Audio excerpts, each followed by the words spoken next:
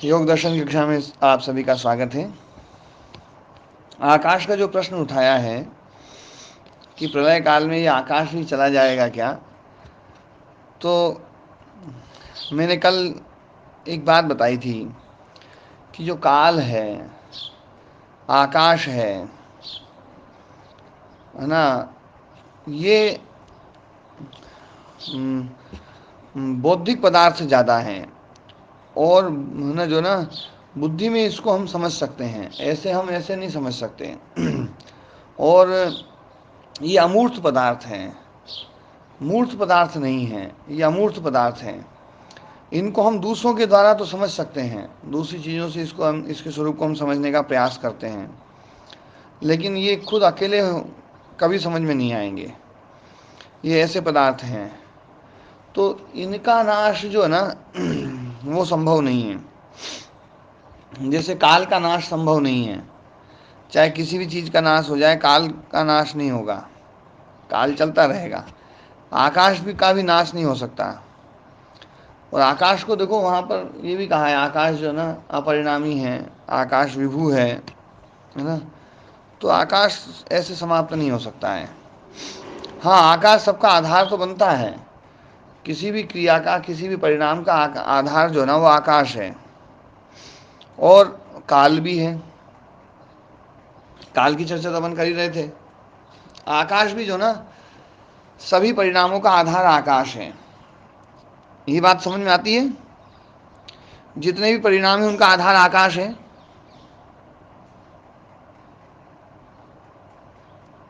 हाँ, ये आकाश के बगैर परिणाम होगा कहाँ, वो वही आधार।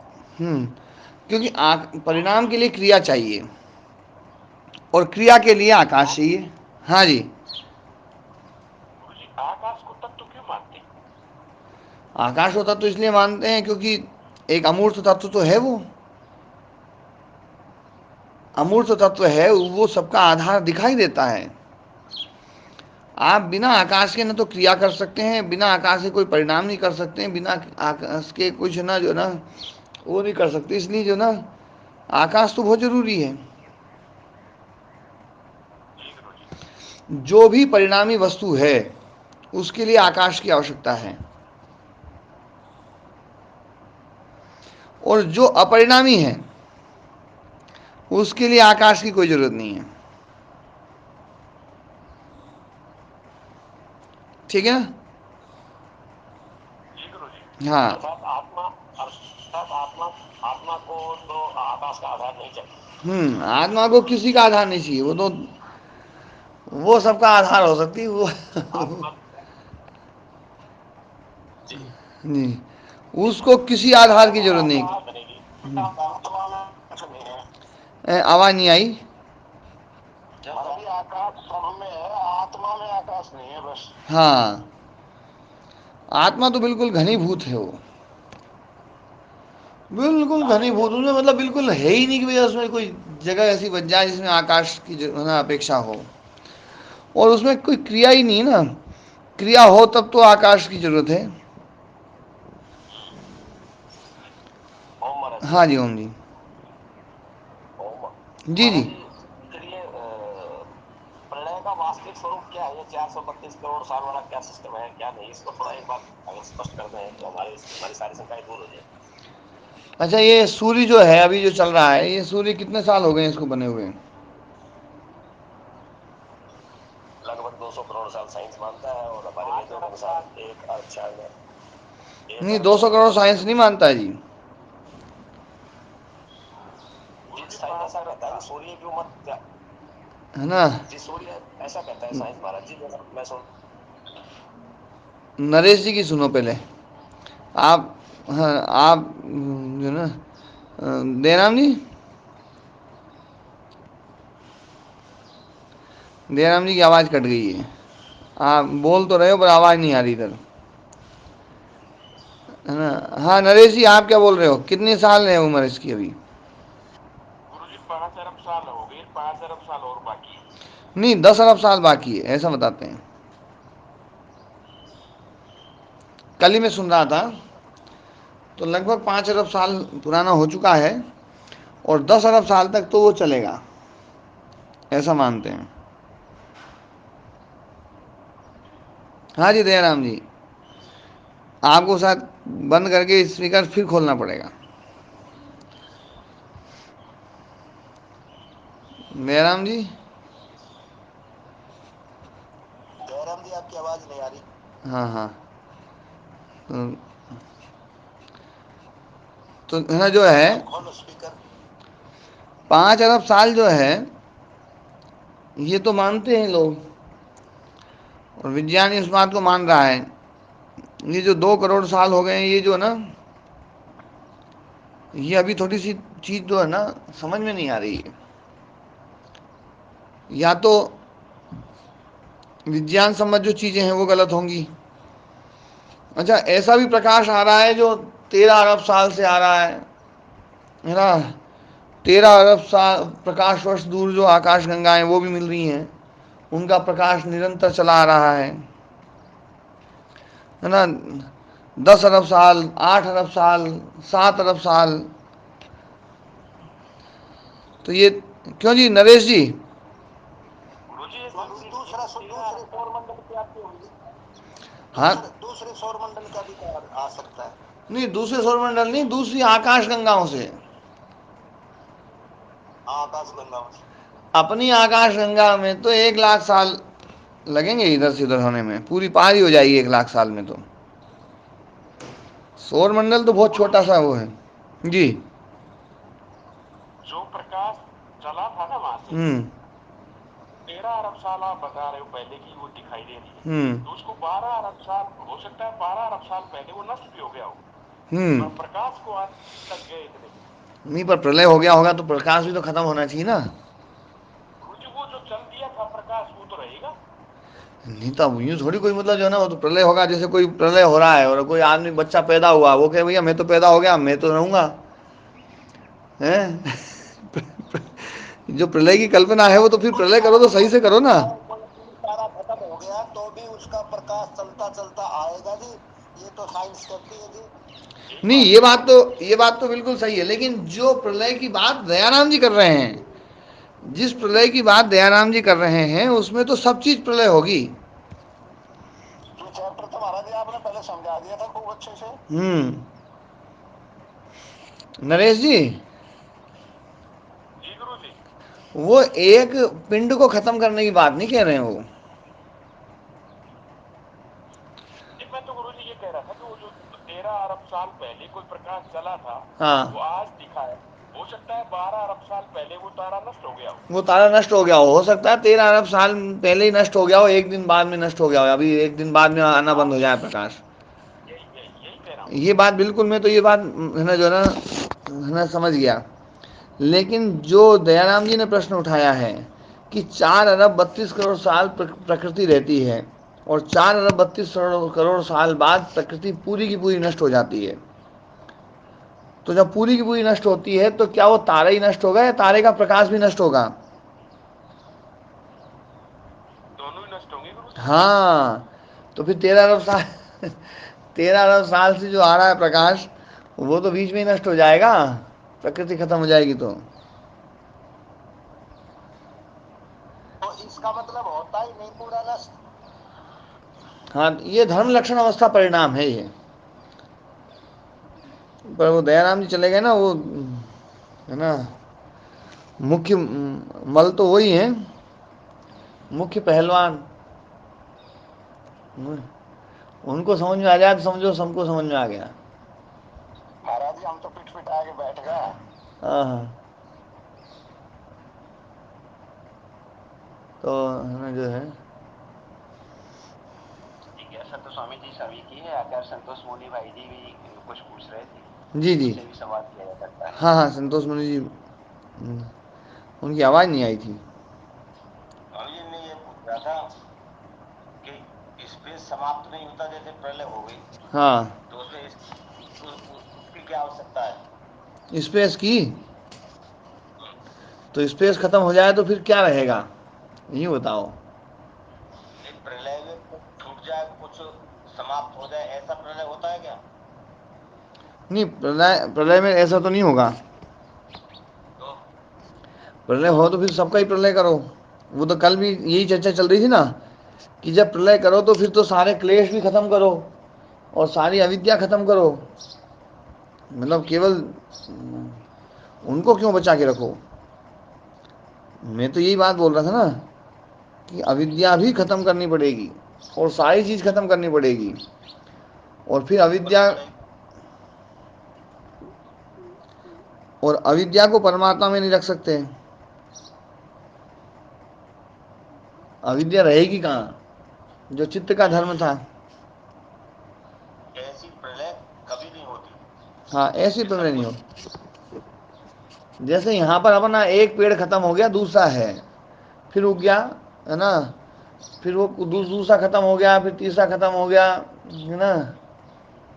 तो ये जो ना, एक मिनट जरा सा, अरे वो अभी गाड़ी नहीं निकली है, हाँ, लेबर वालों को फोन करो अभी पहले, फिर बाद में करेंगे बात जी। तो ना जो है, ये जो प्रलय है ना, जैसे ये धरती खत्म हो गई, अगर कोई और दूसरी धरती खत्म हो गई, तीसरी धरती खत्म हो गई, हो सकता है 10 धरतियां एक साथ खत्म हो जाए, जैसे 10 पेड़ भी तो एक साथ खत्म हो सकते हैं, है ना। आप तत्वों में आता है स्वामी जी। हाँ, तो 5 तत्वों में क्या 4 तत्व समाप्त हो जाते हैं, एक रह जाता है क्या? नहीं नहीं, ये मैंने जो कहा ना, ये 5 तत्व वैसे रहेंगे ही रहेंगे, पांचों तत्व रहेंगे, पांचों तत्व रहेंगे। इसमें जो परिणाम है ना, धर्म लक्षण अवस्था परिणाम, तो ये जो परिणाम है, ये परिणाम है ना होता रहता है, और ये जो है अपने मूल रूप में तो जा सकते हैं। पृथ्वी तत्व जो ना उस अपने रूप में पहुंच जाए, आकाश हो ना, वायु तत्व अपने रूप में पहुंच जाए, ये सब अपने अपने रूप में पहुंच जाए, ये तो संभव है। पर ये खत्म हो जाए, ये थोड़ा सा चीज समझ में नहीं आती है, क्योंकि यदि ये खत्म हो गए फिर तो सब चीज खत्म करनी पड़ेगी। तो वो प्रलय जो जो प्रलय बताई जा रही है कि भाई 4 अरब साल बाद प्रलय हो जाएगी, वो सबकी प्रलय हो जाएगी या कुछ वस्तुएं समाप्त हो जाएंगी, कुछ रह जाएंगी? ये तो चलता रहेगा प्रोसेस। ये जो 4 अरब 32 करोड़ साल है ना, ये तो एक काल गणना के लिए किया गया है, और ये एक है ना जो है ना योनियों का समय भी बताया गया है, एक कल्प है। जैसे 100 साल एक आयु निश्चित की गई है ना, 20 साल भी आयु निश्चित की गई है, 12 साल 15 साल अलग अलग योनियों की जो है ना, ये कुत्ता 12 साल जीता है ना, सियार 15 साल जीता है ना। तो ये सब जो है ना, अलग अलग जातियों की आयु, अलग अलग योनियों की आयु निश्चित की गई है। ऐसे ही जो है ना, ब्रह्मा जी की आयु जो एक योनि जो है ना, उस योनि की आयु एक निश्चित है। वो कल्प जो है ना, वो आई थी, वो तो योनियाँ, कि इस योनि वाले इतने समय तक जिएंगे, इतने योनि वाले इतने समय तक जिएंगे, इस योनि वाले, और कल्प से आगे वाले भी योनियाँ हैं, 72,000 कल्प तक की योनियाँ हैं। वो चर्चा योनि की नहीं थी, हम्म। प्राकृतिक तत्वों की थी। नहीं बात बहुत नहीं, योग दर्शन में जो आई थी ना, वो योनियों की भी चर्चा आई थी। और ये जो 4 अरब 32 करोड़ साल जो प्रलय होती है, ये होता है ना, ये तो देखो, ये तो मैं इसको जो जिस रूप में मैंने है ना पहले बताया था, कि ये धर्म लक्षण अवस्था परिणाम है। 23 तत्व हैं ये तो, है ना, अनादि से काल से चले आ रहे हैं, और इन्हीं में धर्म लक्षण अवस्था परिणाम होता रहता है।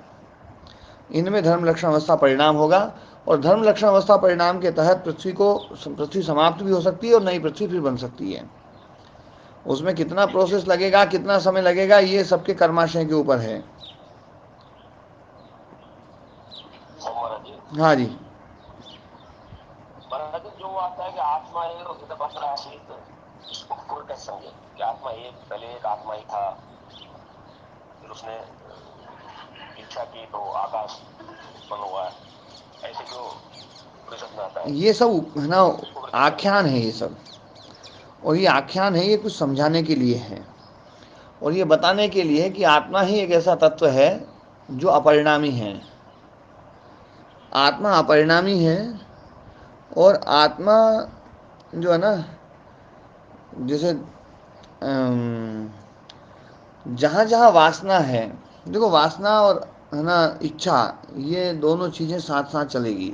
योग दर्शन में भी आया ना, वासना राशि, जो आशी की बात कही गई है ना, तासाम अनादित्वम आशी नित्यत्वात्, है ना। जी। है तो वासना अनादि है। क्यों? क्योंकि कामना अनादि है, कामना भी सदा से है। तो इसलिए जो है ना, इन वासनाओं को रोका नहीं जा सकता। हाँ, दग्ध बीज कर देंगे जब खत्म हो जाएगी, जब चित्त खत्म, फिर कोई है ना जो ना उत्पत्ति नहीं होगी। लेकिन जब तक कामना है तब तक तो चलेगा मामला। और ये कामनाओं से ही जो है ना ये सब संसार बनता है, ये धरती बनती तो कामनाओं से बनती है। सबकी कामना है, सबकी वासना है, वासना के कारण से कर्माशय है, कर्माशय के कारण से धरती बनी हुई है।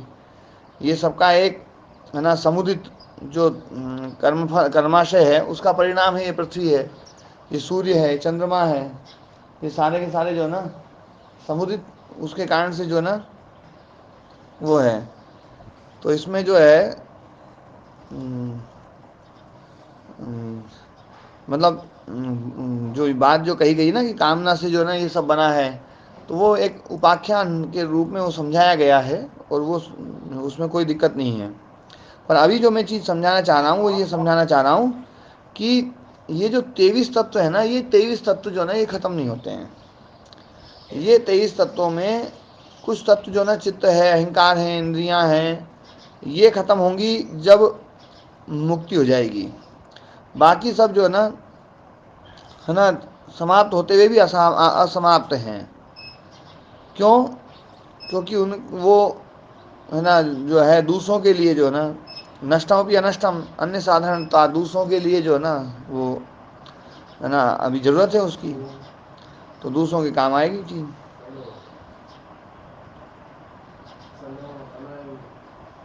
वह महाराज जी क्रम भी तो स्पष्ट रहा है कि आकाश उत्पन्न हुआ, फिर आकाश से जल, से जो तेल उत्पन्न हुआ, तेल से जल, जल से फिर औषधि, हाँ, प्रकार से पूरा।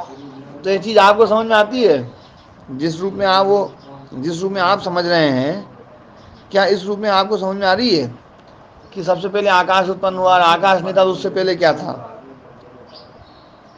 अब महाराज जी समझ में तो चाहे नहीं आ रही हो, लेकिन अब श्रुति को तो हम यह सब नहीं कह सकते कि ये है नहीं, ये मतलब ठीक नहीं नहीं, है, श्रुति को मैं समय बता रहा हूँ ना तो निकालने। कि श्रुति को जो है ना जो समझने का जो रूप है ना वो इस ढंग का रूप है कि श्रुति इस ढंग से समझ में आएगी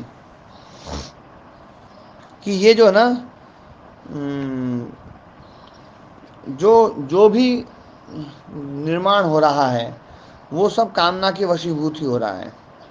और कामना जो है ना, एक को हम बहुश्याम में जो कहा गया ना कि मैं एक हूँ, बहुत हो जाऊँ और वो हो जाऊँ, वो वही प्रसंग है वो जो आप बोल रहे हो ना, जी है ना। महाराज जी वही हाँ हाँ, और वो जो प्रसंग है ना उस वो प्रसंग हमारा रोजाना चलता है अपने यहाँ, अपने धरती अपन जो बनाते रहते हैं ना अपन कि भैया मैं ये हूँ, चलो मैं और ज़्यादा हो जाऊँ, मैं और ज़्यादा हो जाऊँ, मैं और ज़्यादा हो जाऊँ, ये रात दिन का खेल है। तो और ऐसी जो धरती समाप्त होगी तो सारे जो कर्माशय हैं, सारा चित्त जो है ना, सारे चित्त बस यही सोचेंगे चलो अपन है ना कि अपन थोड़े से अपना विस्तार करें। ये सारा संसार जो है ना ये विस्तृत है, ये चित्त का ही विस्तार है। ये इसको आप समझ सकते हैं। चित्त का विस्तार मतलब माने चित्त में जो कामना है, चित्त में जो वासना है, उसका ही विस्तार है। यानी चित्तों का जो सामूहिक सामूहिक मत इच्छा है, सामूहिक भी और व्यक्तिगत भी सब है ना, है ना? व्यक्तिगत और सामूहिक, फिर तो इसको तो दो भाग में देखना पड़ेगा ना। हाँ, दो भाग में देखना पड़ेगा। दो भाग के रूप में हमें फल मिलता है। हमें सामूहिक भी फल मिलता है, व्यक्तिगत भी मिलता है। जी महाराज, हैं? जी महाराज, सामूहिक में मिलता ही नहीं मिलता है। थोड़ा थोड़ा समझ में आ रहा है। हाँ, जैसे सामूहिक मतलब गर्मी हो रही है, ज़्यादा गर्मी हो गई, बरसात नहीं हुई है, ये सामूहिक फल मिलता है। और आपके सिर में दर्द हो गया मिलता है, है, आप दुखी हो गए, तो इसका मतलब ये थोड़ी पूरी दुनिया में सिर दर्द हो गया है। ये व्यक्तिगत हो गया। है ना, ये व्यक्तिगत हो गया, है ना। और है ना, एक मिनट भैया, जो है ना हमारे ठेकेदार से एक बार बात करनी पड़ी। हाँ, बात कराओ जल्दी। पृथ्वी आदि जो सभी तत्व हैं, मैं थोड़ी देर बाद में बात कर लूँ तो मैं बात कर लूँ विक्रम जी, मैं थोड़ी देर बाद में बात करता हूँ यार। तो एक बार पाठ जरा सा और पाठ हो जाए, तो कई सारे लोग रुके हुए हैं। मैं थोड़ी देर में कर रहा हूँ, मैं मेरे फ़ोन से करूँगा, है ना। तो पृथ्वी आदि जो तत्व हैं देखो पृथ्वी, ये जो सब हमें जो विकृत रूप दिखाई दे रहा है पृथ्वी का, ये है अनित्य रूप पृथ्वी का। और पृथ्वी का जो मूल तत्व है, जो परमाणु रूप है, वो नित्य है, उसको नित्य माना गया है। पृथ्वी द्विविधा नित्या अनित्या च। क्यों जी दयाराम जी, ये वाक्य है कि नहीं है? जी महाराज जी है जी महाराज जी है ना? पृथ्वी द्विविधा नित्या अनित्या च, नित्या परमाणु रूपा अनित्या स्थूल रूपा। जो परमाणु रूप है वो नित्य है। तो महाराज, आवाज ये आपकी कह फिर कट के आई कह है। सकते हैं 23 तत्व जो है ना बड़े हैं? हो। जी दयाराम जी। आवाज आ रही महाराज? हाँ जी। जी महाराज जी, मैं निवेदन कर रहा था, क्या ऐसा मान ले कि 23 तत्व जो है वो नित्य है? हाँ, ये 23 तत्व तो ऐसे कैसे बने रहेंगे, ये खत्म नहीं हो सकते ये। इनमें धर्म लक्षण अवस्था क्या परिणाम मतलब? होता है। जी और ये धर्म लक्षण अवस्था परिणाम के रूप में ही जो सृष्टि का प्रलय और ये जो कहा गया ना, ये धर्म लक्षण अवस्था के रूप में ही है बस। और ये सब जगह एक साथ हो ऐसा संभव नहीं है। जी सब जगह एक साथ हो ऐसा संभव नहीं है। यहाँ का धर्म लक्षण अवस्था परिणाम जो है, यहाँ के कर्माशय करेंगे, वहाँ का वहाँ करेंगे, वहाँ के वहाँ करेंगे, सब अलग अलग वो करेंगे। ठीक है ना? और है ना जो है, और ये जो आकाश है, देखो ये बात समझने की है कि आकाश जो है ना, वो तो ऐसी चीज है कि आकाश को किसी चीज की आवश्यकता नहीं है, पर आकाश की आवश्यकता सबको है। काल को आवश्यकता नहीं है, पर काल की आवश्यकता सबको है। हम किसी भी पदार्थ को बोलते हैं, जैसे मैंने कहा ना ये पुस्तक है, तो पुस्तक है का मतलब है पुस्तक वर्तमान कालिक है। वर्तमान काल के द्वारा हम पुस्तक को समझते हैं। वास्तव में बोध जो हमें होता है ना, पुस्तक है, तो पुस्तक है का मतलब क्या समझते हैं हम? कभी आप बहुत गहराई से समझेंगे तो ये समझ में आएगा कि हम ये समझते हैं कि पुस्तक वर्तमान काल में है, अभी है, अभी है, यही समझते हैं हम। तो वर्तमान काल के द्वारा पुस्तक का बोध होता है। ध्यान देने वाली बात है। ओम महाराज जी, हाँ जी, ओम जी।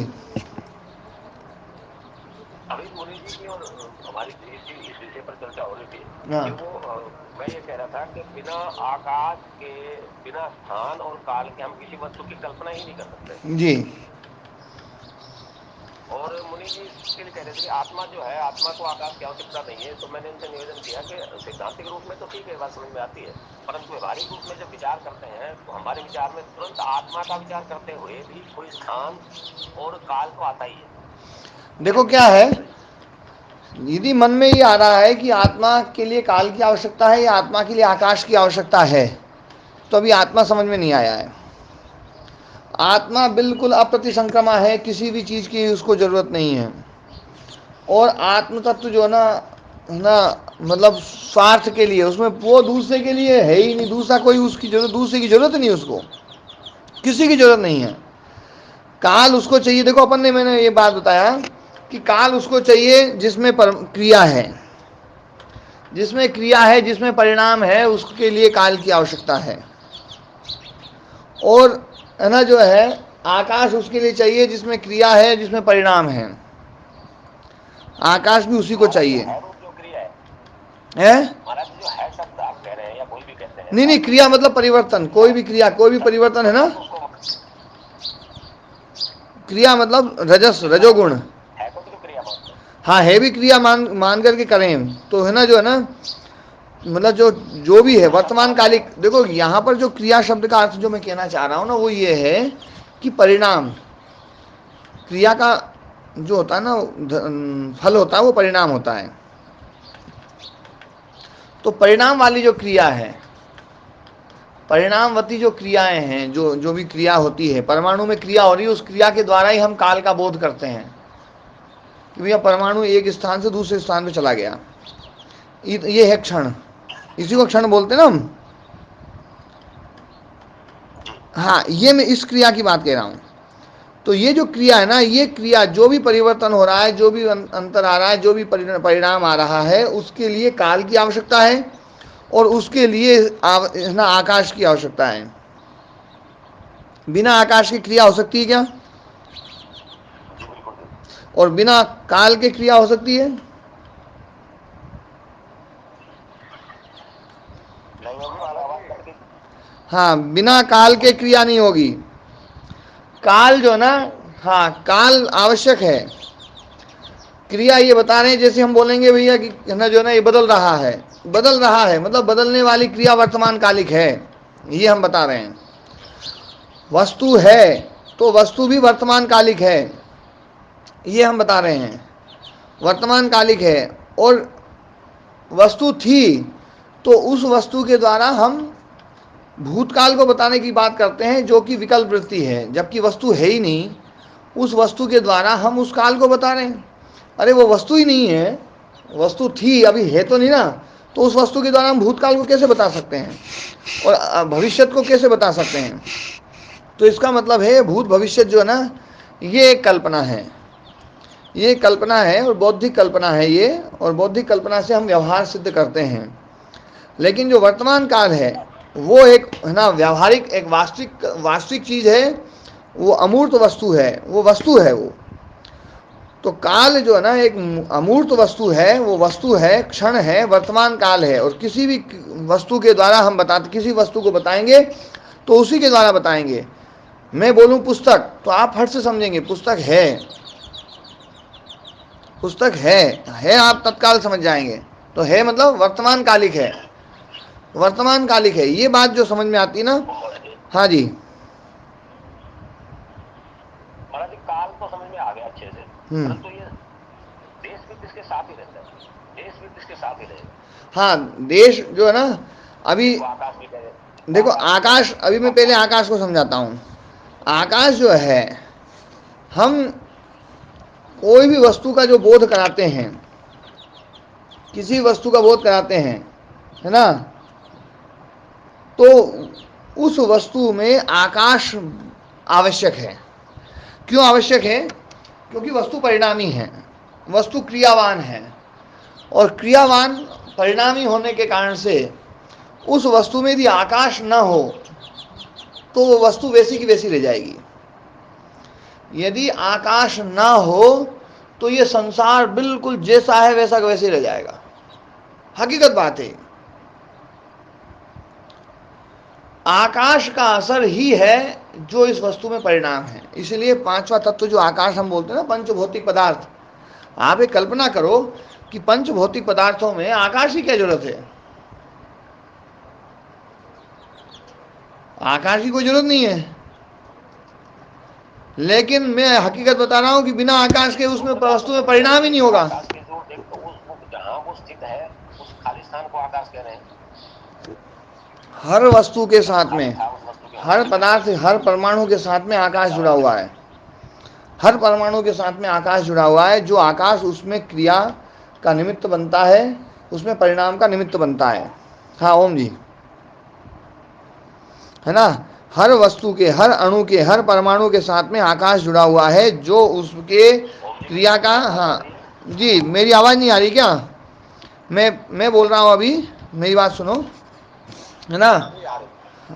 मन की हर परमाणु, हर अणु, हर पदार्थ के साथ में आकाश जुड़ा हुआ है, और वो आकाश ही आधार बनता है उसके परिणाम का, उसकी क्रिया का। यदि आकाश न हो, आकाश नहीं होगा तो ये सब घनीभूत हो जाएगा और बिल्कुल क्रिया नहीं हो सकती है, कोई मतलब ही नहीं है क्रिया का। क्रिया नहीं होगी तो परिणाम नहीं होगा, परिणाम और क्रिया नहीं होगी तो रजोगुण है ना, जो ना वो रजोगुण की फिर दिक्कत हो जाएगी। रजोगुण जो है उसको क्रिया चाहिए, वो क्रिया कैसे करेगा?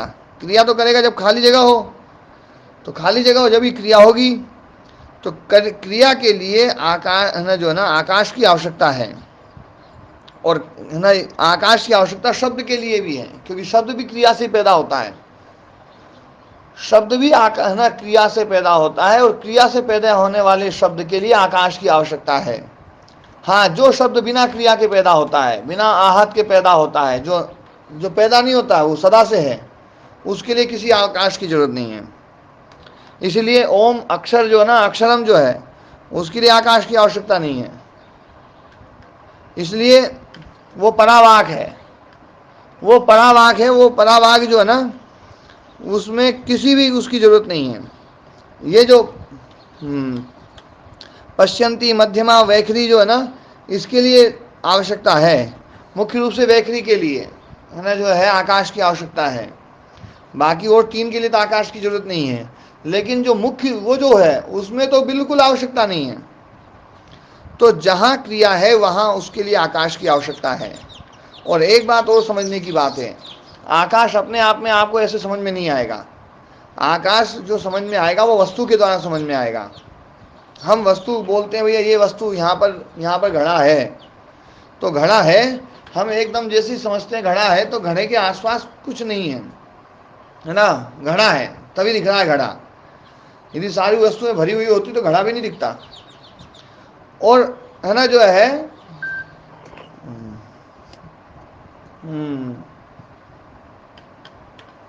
जब हम ये कहना चाहें कि कोई वस्तु नहीं है, तब हम समझते हुए खाली जगह है। खाली जगह को हम वस्तु के अभाव के द्वारा समझते हैं, वस्तु के अभाव के द्वारा खाली जगह को समझते हैं। जैसे है ना जो ना, मतलब ये ध्यान देने वाली बात है, खाली जगह खुद खाली जगह से नहीं समझ में आएगी, खाली जगह वस्तु के द्वारा समझ में आएगी कि वस्तु नहीं है। जैसे काल जो है, काल के द्वारा दूसरी चीज समझ में आती है कि पुस्तक है तो मतलब पुस्तक वर्तमान कालिक है, लेकिन काल है, इससे क्या है, आप ये समझते हैं कि काल वर्तमान कालिक है। काल के द्वारा काल का बोध कैसे होगा? और काल के द्वारा काल का बोध हो तो ये तो है ना अनंत हो जाएगा मामला कि भैया एक काल से दूसरे काल का बोध, फिर दूसरे से तीसरे का, तीसरे से चौथे का, चौथे से पांचवे का, अभी बोध ही नहीं हुआ। क्योंकि जिससे बोध हो रहा है पहले वो तो समझ में आए, तो वो समझने के लिए फिर एक और काल चाहिए, फिर उसके लिए और काल चाहिए, फिर उसके लिए और काल चाहिए। तो ये तो जना जो है ना प्रतिपत्ति गौरव हो जाएगा, समझने में बहुत जटिलता हो जाएगी। इसलिए काल है जो हम ये शब्द बोलते हैं, उसमें काल के द्वारा काल नहीं समझ में आता है। काल है ये बोध जो हमें होता है, ये वस्तुओं के द्वारा होता है, वस्तुओं के परिणाम के द्वारा, वस्तुओं के परिणाम के द्वारा काल का बोध हो रहा है। लेकिन जो भी वस्तुएं हैं उन वस्तुओं का बोध काल के द्वारा होता है। तो ये बात समझ में आती है कि सारी वस्तुओं का आधार काल है, और काल एक है ना जो ना, काल का बोध जो होता है वो परिणाम के द्वारा होता है। परिणाम नहीं हो तो काल का बोध, हमें जो क्षण का बोध है ना वो बोध नहीं होगा, लेकिन वो है तो सही, वो क्षण तो है लेकिन वो बोध नहीं होगा। तो उसकी बोधता के लिए हमें वस्तु की आवश्यकता है, लेकिन क्षण का आधार नहीं है वस्तु, क्षण का आधार वस्तु नहीं है, वस्तु का आधार क्षण है, काल सबका आधार है, आकाश जो है वो सबका आधार है, ये वस्तुएं इनका आधार नहीं है। और कोई भी क्रिया, कोई भी परिणाम ना करना है तो हमें काल की और आकाश की आवश्यकता पड़ेगी। इसलिए आकाश जो है पंच महाभूतों में उसको जोड़ा गया है कि सब भौतिक पदार्थ जितने भी हैं उनमें आकाश आवश्यकता है, आकाश की जरूरत है, बिना आकाश के कुछ नहीं होगा। ठीक है ना दयाराम जी? हाँ। तो महाराज जी जब ये सृष्टि नहीं होती है, ऐसा तो जैसे आपके हिसाब से तो ये सृष्टि सदा ही रहती है, सदा रहती है। यहाँ पर ये सृष्टि मान लीजिए किसी स्थान में रहती है, वो आपने कह दिया कि धर्म लक्षण और अवस्था परिणाम है जी। तो यानी कि जैसे ही प्रलय वो हमको आज तक समझाया गया वैसा प्रलय कभी होता ही नहीं, वैसा प्रलय नहीं होता है, और वैसा प्रलय हो जाए तो बड़ी गड़बड़ी हो जाएगी। जी भाई है? हाँ, ये तो स्पष्ट हो गया ना? आपने काफी कांटे खोल दी। जी आपको नमन है बात जी। हाँ जी। महाराज ये आपने बताया स्वार्थ और एक परमार्थ, इनको थोड़ा स्पष्ट। हाँ, परमार्थ नहीं परार्थ बोले हैं अपन इसको, कि ये जो है ना आत्म तत्व है, आत्म तत्व दूसरों के लिए नहीं है, आत्म तत्व स्वयं के लिए है, वो स्वयं ही है, इसलिए कोई रहे नहीं रहे उससे उसका कोई असर नहीं होगा। लेकिन जो चीज परार्थ है, प्रयोजनार्थ है, प्रयोजन के लिए है, प्रयोजन पूरा हुआ तो खत्म।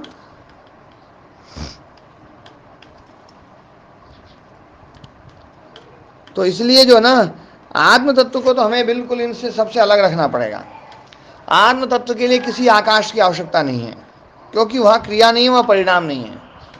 आकाश के लिए, वो आत्म तत्व के लिए किसी काल की आवश्यकता नहीं है, क्योंकि काल उसके लिए चीज जहाँ परिणाम है, और ये सारा संसार परिणामी है, इसलिए यहाँ पर काल की भयंकर आवश्यकता है। इसलिए काल को आपको मानना ही पड़ेगा। लेकिन ये संसार ना हो फिर काल की कोई जरूरत नहीं है ना, जो है आत्म तत्व को किसी की आवश्यकता नहीं है, वो काल से परे है। हाँ ओम प्रणाम जी। स्वामी ऐसा है, जब ये प्रलय नहीं होती तो ये मैथिली सृष्टि जो हम मैथिली सृष्टि मानते हैं, तो ये जंगल खत्म हो जाएगा। नहीं, मैथुनी अमैथुनी सृष्टि जो है ना, वो तो आवश्यकता पड़ती है।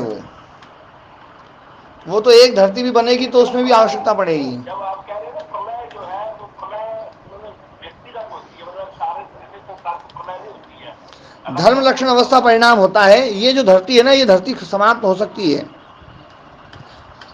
ये धरती समाप्त हो सकती है, पर ये धरती समाप्त होकर के किस रूप में जाएगी? तो ये धरती जो ना पंच महाभूतों के रूप में जाएगी, जो नित्य बताया गया है, जिनको कि ना सारे पदार्थ जो ना नित्य हैं, जो एक नित्य है, एक अनित्य है ना। पृथ्वी द्विविधा, नित्या अनित्या, परमाणु रूपा नित्या, और जो ना कार्य रूप है या स्थूल रूप है वो है अनित्य। तो पृथ्वी जो है ना, ये सारा जो है ना, इसमें जो भी पृथ्वी तत्व है, वायु तत्व है, जल तत्व है ना, अग्नि तत्व, ये सारे जो है ना अपने मूल रूप में पहुंच जाएंगे। मूल रूप मतलब ये जो परमाणु रूप है, और वही परमाणु रूप जो है ना, उसमें फिर धर्म लक्षण अवस्था परिणाम होकर के फिर से ये पृथ्वी का रूप ले सकते हैं। वो बड़ी बन जाए, छोटी बन जाए, जैसा कर्माशय होगा है ना, जिनका जिसके वो भोग के लिए है। तो भोग जैसा चाहिए ना, भोग जैसा है वैसी ही इस मतलब इस पृथ्वी का निर्माण होगा, वैसी सूर्य का निर्माण होगा, वैसी सबका निर्माण होगा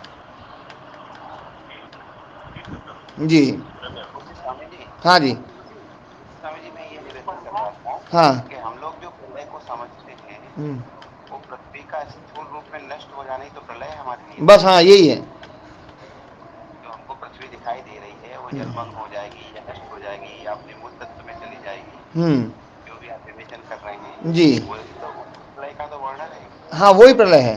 नहीं, जो प्रलय की कल्पना, जैसे जो चर्चा चल रही थी ना, कि सारे जो ना मतलब इंद्रियां भी खत्म हो जाए, मन भी खत्म हो जाए, चित्त भी खत्म हो जाए, ऐसा प्रलय मानते हैं। और वो अवस्था जो ना 4 अरब 32 करोड़ साल रहेगी, और फिर 4 अरब 32 करोड़ साल जो है ना, वो परिकल्पना थोड़ी सी क्लिष्ट कल्पना है। उसमें कोई ये प्रश्न पूछते भैया कि यार परमात्मा थक जाता होगा, इसलिए जो ना इतने लंबा विश्राम लेता होगा, तो हम उसका क्या उत्तर देंगे? स्वामी जी, लेकिन ये स्थूल जो जगत दिख रहा है वो उस स्थूल जगत का अपने मूल रूप में चला जाना, या आपको जो दृश्य जगत दिखाई दे रहा है उसका नष्ट हो जाना प्रलय जी। अब इसे स्थूल जो पृथ्वी हमको स्थूल रूप में दिखाई दे रही है, आपने कहा दिव्यता है, तो ये जब मूल रूप में चली जाएगी हमको दिखाई नहीं देगी, ये प्रलय है। हाँ, मतलब ये मूल रूप में पहुंच जाएगी, और मूल रूप में पहुंचने के बाद में फिर जो भी कर्माशय होगा, उस कर्माशय के आधार पर, सामूहिक कर्माशय के आधार पर फिर उसमें धर्म लक्षण अवस्था परिणाम होगा, और फिर इसमें पृथ्वी बन सकती है, चांद बन सकता है, जो जो बनना है ना आवश्यक है वो सब बन सकता है।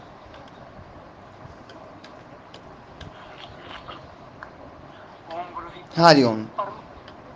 परमार्थ शब्द हो रहे हैं, इसको थोड़ा। हाँ, परमार्थ नहीं, परार्थ शब्द है दूसरे के लिए।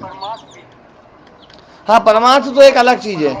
परमार्थ का मतलब होता है परम प्रयोजन। परम मतलब जो है ना, जो उत्कृष्ट प्रयोजन के लिए, वो है परमार्थ शब्द। परम होता है उत्कृष्ट अर्थ में।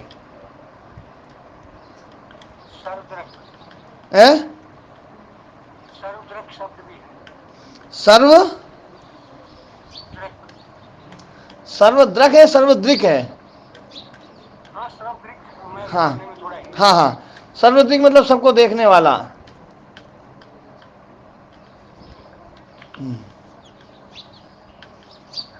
जो सर्वद्रष्टा है ना, उसी अर्थ में सर्वदृक है। कर्ता में क्विप प्रत्यय है, क्विन हो सकता है। जी। ठीक है, आज पाठ को यहीं विराम देते हैं ना। ओम नमस्ते जी, सभी को नमस्ते।